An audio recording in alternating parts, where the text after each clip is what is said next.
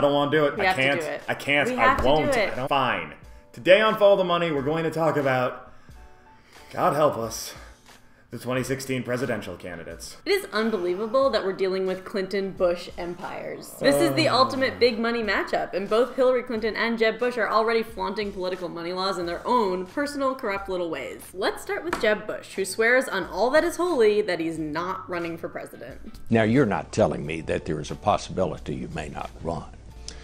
Look, I hope I run, to be honest with you. I'd like to run, but I haven't made the decision. Which is weird, because you'd have to be some kind of crazy person to do the things he's been doing if you weren't running for president. Despite the fact that he hasn't held public office in like, what, 8 years? He's mysteriously hired a team of public policy advisors and gone on campaign-style tours of key early primary states, like New Hampshire, Iowa, and Nevada. So this guy is clearly gonna run for president. Why won't he just out and say it? You know, I'm not sure, so I am just gonna rub this giant wad of cash I found all over my body while I ponder the answer. There is a legal reason why Jeb Bush has to be very careful not to say he is running for president. Once somebody is a candidate, they're subject to very strict rules, Wolf, especially when it comes to raising money and communication with SuperPACs. Yep. The second he admits he's an actual candidate, he's not allowed to directly ask donors for unlimited amounts of money. He's prolonging this period of indecision in order to raise as much money as humanly possible before he admits he's running. Seriously, stop. I can't. This is working really well. Bush's Right to Rise PAC set the mind-boggling goal of raising $100 million in 1 month. Remember, these are super PACs we're talking about, so they can raise and spend unlimited money from anyone. Rich dudes, corporations, unions, anyone. Jeb Bush has even had to ask his donors not to give more than $1 million at a time because, and I swear this is true, he didn't want to look like he was in their debt. You know, this Jeb Bush guy, I thought he was a total sellout, but once I saw that all the donations to his super PAC were capped at around 4 times the average cost of a new house, I realized he's just an average Joe like me. What a joke. So where does Hillary Clinton stand on the money issue?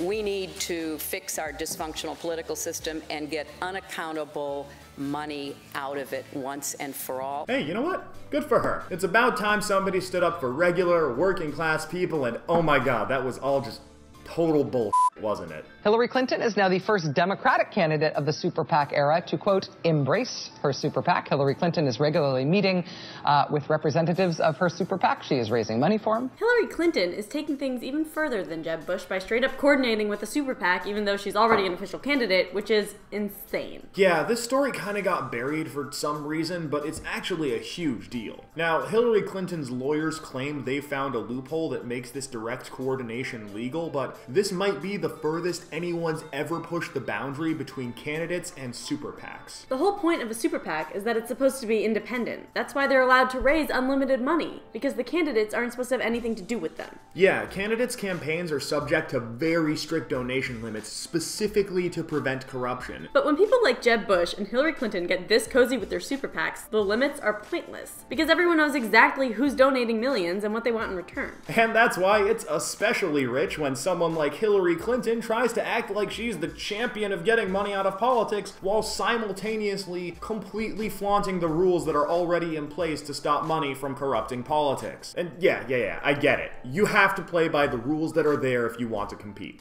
Fine. But pioneering a huge new loophole that every future candidate will use is a completely different story. So get ready for the storm. This election season is going to be an absolute nightmare. But lucky for you, we'll be here to cover all of it. Thank you for watching Follow the Money. Please help us spread the word about corruption by passing this along to your friends and family, and follow the links at the end of this video or in the description to subscribe to our YouTube channel. I'm Mansoor. And I'm Zip. And we are Represent Us. You don't have to go home, but you can't stay here.